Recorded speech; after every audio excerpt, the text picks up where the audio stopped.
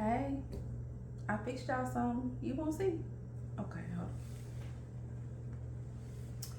Baby made you a banana pudding pound cake. Look at her. Cookies everywhere. A little crumble on top. She a little work, but she a lot worked it, okay? I don't know one with the country accent. I like the country twang, I'm from Texas. But yeah, we have our banana pudding pound cake, y'all. Mile high version. Okay. We back on that. Made the pudding semi-scratch. Bananas inside the cake, mashed bananas, and banana emulsion. It's banana everywhere. Now you taste this cake and you let me know if you team banana pudding pound cake or banana pudding. Don't take it there with me, but banana pudding pound cake is giving that banana pudding a run for its money. Okay? Alright, so let's go get ahead and get into the video. So I'll show y'all how to make it. Let's go. All right, so we're adding our cream cheese to our bowl, and then I blended that together for a few seconds, and then adding the butter. It's always easier, like if you break the cream cheese up, you see how I cut into it before adding it to the mixer bowl. It's just better for easier mixing. All right, so we give that a mix, a few seconds, maybe not even a minute, before we start slowly adding in our sugar. Nice and slow until we have all the sugar added into our mixing bowl. And I have the speed like at maybe one, maybe or two right here. It doesn't have to be, too fast, especially since we're adding the sugar. You don't want it to kick out. This video is sped up, so it wouldn't be just like terribly long for you all. So we're gonna have it mixed together until it's nice, light, and fluffy. So 5 minutes or so, it's more of a look. And then we're adding our banana extract. I want to show you the kind that I use. I'm sorry, it's banana emulsion. You can also use banana extract, banana flavoring, period. I really like the emulsion because it infuses the batter. All right, with the flavor. And so we're gonna add our eggs one at a time. Of course, just add it and we're gonna mix. Not mixing well per se, just mixing until you almost see no yellow before adding your next egg, okay? We're using 10 eggs in this recipe, y'all. Don't be shy about the eggs. It's gonna be worth every single solid gold egg that you put into this batter, all right? So we're coming in with our spatula. We're giving this a quick mix, scraping down the sides of our bowl, all right? Then we're gonna add our flour and we're alternating with our mashed banana. Now I used 2 good sized bananas for this recipe. You might wanna use 3. I thought 3 may have been a little bit heavy. I didn't wanna make the cake too soggy.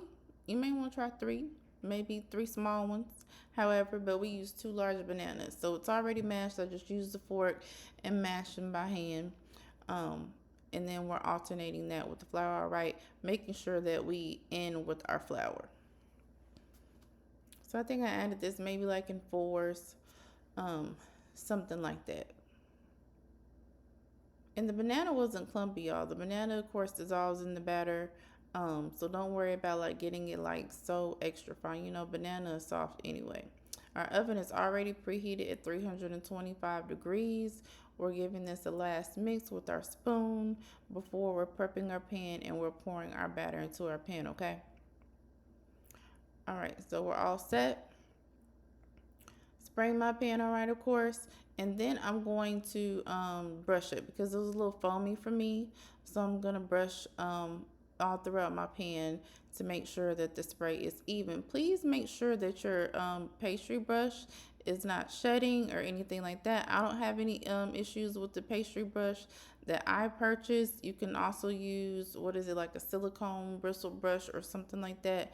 I haven't used that, so I don't know how well it'll spread, but I mean, that's also an option. But the most part is to make sure that your brush is not shedding when you get ready to use it. And I don't use that brush for anything else but my pans. I don't use it like for barbecue sauce and then turn around and use it with baking. I only use it for baking, period.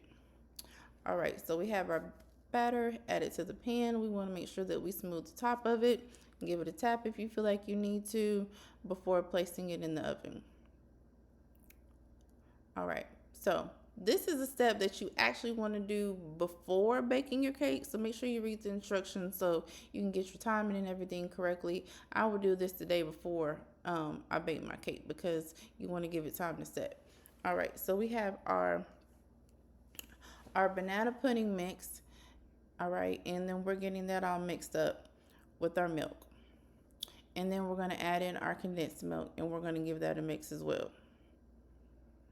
All right, so it's going to get nice and thick. You want to mix it till it starts to thicken up, but of course it has to set in the refrigerator at least 2 hours, but I like mine to set overnight. All right, so make sure that that was nice and mixed, no clumps. Cover that with plastic wrap, put it in the refrigerator. Oh, one more step, add a little banana extract. I want it to be a little extra. I want to make sure it was real banana-like. So I added the emulsion. I don't know why I keep saying extract. It's banana emulsion. All right, so part 2 of your icing, I guess you can call it. Don't be like me and forget to take your cream cheese out and let it come to room temperature, and then you got to work with it real good. All right, take it out early so it can come to room temperature. You don't have to work with it. Then we're adding Cool Whip. You can use a whisk for this part. Baby, that's too much work. If you have a hand mixer, go ahead and pull it out. You can also use your stand mixer, okay? So we get that nice and mixed, like I said, in the refrigerator. All right, so fast forward. Our cake is done. We're going to go ahead and flip that over. We let it cool for about 10-15 minutes before we let it flip over. I'm sorry, like 15-20 minutes, all right? So let your cake completely cool. You want to make sure you have time to make this cake because we got steps. Completely cool, and that time period can be different for every household. My house, probably 3 hours until it's completely cooled. It's probably cool at 2, maybe slightly warm, but not cool. All right.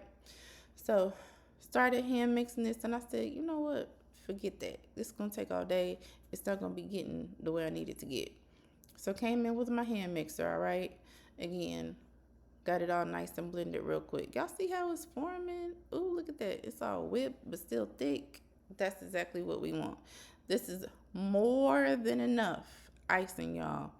So you can cut back a little bit, but I recommend saving the residual for your slices. And then you may use more of the icing on your cake than I did. What I did is I kept going over the cake on the sides, on the top, going over it, getting it thick. I wanted my icing to be thick, so I had a good base for my cookies, and I just wanted a thick icing, y'all. This is a soft icing. It will set to where it doesn't slide or anything, but it's definitely a soft icing. All right, so I'm just going in. I like to get messy and clean up later. So I'm going in, I'm cleaning up the edges with my paper towel. So I just run the paper towel along the edges is what I do. Then I want to come back in the middle, and I want to add some more icing in the middle just to get it, a nice clean look in the middle of the cake. All right, so I'm using my offset spatula. You can find that in my Amazon store along with this Lazy Susan, which I really love. It's one of my favorite tools. My spatula I use, pastry brush, the bump pan used in this video, all that goodness, okay? All right, so we're gonna add our cookies on our cake, y'all. Oh, so I was having so much fun with this part, baby, because this cake is a labor of love, but it's definitely worth every minute of it. So I was like, that time I made this cake, it was regular pound cake style, right? And so it's not flat on top. So I couldn't decorate that one like I could decorate this one. So I really had fun doing like something different with this cake. I wanted to make sure that there were definitely cookies on the side and on the top. Baby, I put cookies everywhere except in the middle of this cake, all right? And I tried to get, I was like, I don't want to be too perfect. I tried to get the ones that aren't chipped. You know how it is with Nilla wafers. Put those on top. Some of it wasn't doing it. I'm okay with a little imperfection with my pound cake. This not a store. It's homemade, and I want it to look homemade. So I want to be extra cute. So I was like, let's crumble up some cookies and put it on top. I thought that was a really nice touch, just a little bit. So it's not like dusty, but it had, a little bit of a different look. Really like that, okay? So this cake definitely needs to be refrigerated. So keep that in mind. You can take it out, let it come to room temperature when you want to cut a slice or anything like that. But because it has the fruit, we are refrigerating this cake. And of course the cookies will get softer. So the cookies, this cake hadn't been in the refrigerator to set yet. So I removed some of the cookies for the cut. My knife really was strong enough. I don't know what I was doing all of that, y'all. You know, I do too much sometimes. But it'll be easier to cut through your cookies once the cake, has some time to be in the refrigerator and stuff like that. But y'all, I was definitely pleased with the way it came out and then nice clean cut. So I can't complain. Look at that. Ooh. All right, so don't go just yet. I want y'all to stick around because we're getting ready to get into the taste test.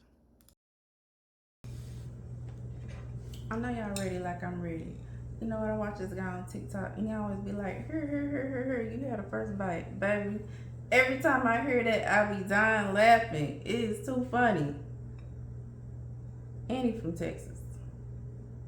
Y'all see I started at the pudding side this time? Because y'all know I usually start with that pudding, y'all. Ooh.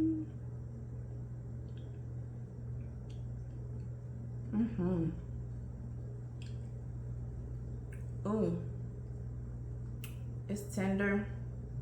The banana is popping. We haven't even let this cake set in the refrigerator. This has a pudding and fruit. We're gonna put it in the refrigerator. The cookies will be softer, right? But y'all, when you take it out of the refrigerator, I like to let my slice come to room temperature a little bit because I don't do the cold cake. This cake you get the idea.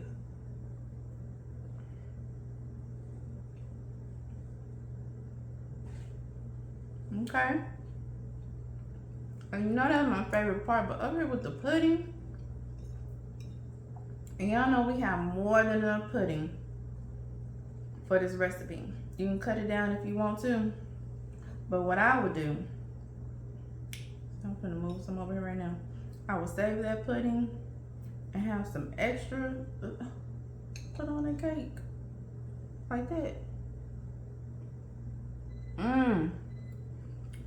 My pudding is so good. You can throw a little extra sliced banana on there. Y'all see I didn't top it with banana. Ooh, but anywho, y'all, this cake is delicious. Definitely want you to make it. You can always find the recipe in the description box. It's also linked into the comments. So you make this cake for yourself. And don't worry about them 10 eggs, baby. It's all worth it to make your mile-high pound cake. And share with your friends, your family, your neighbors, whoever. Give the cake away. That's what I do. Thank y'all again. Don't be stingy. Make sure that you share. And come back and join me for more over here with the light butter. Bye.